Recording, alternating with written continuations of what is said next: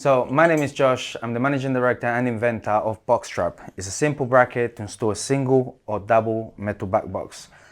This bracket allows you to install a metal back box in a closed wall, which is something that we couldn't do before because it's the same sort of method of installation as a dry lining box, where you cut out your single or double socket.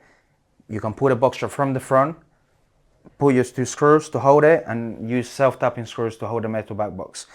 The benefits would be stuff like, compared to the dry lining box, is that there is no plastic lip that prevents your accessory from sitting flush on the wall.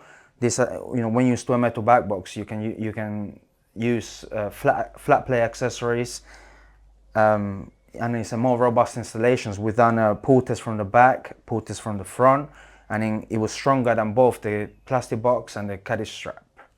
That's brilliant. Yeah, very, very innovative piece of kit. Yeah, it's great. And obviously at Quelfire, my name's Glenn, if you don't know me already. We've done a lot of testing with our putty pads in socket boxes which have been installed using the box strap. So we've tested obviously both in single and double socket boxes. We've also tested in metal media panels with using the box strap, as well as single and double skin plasterboard walls.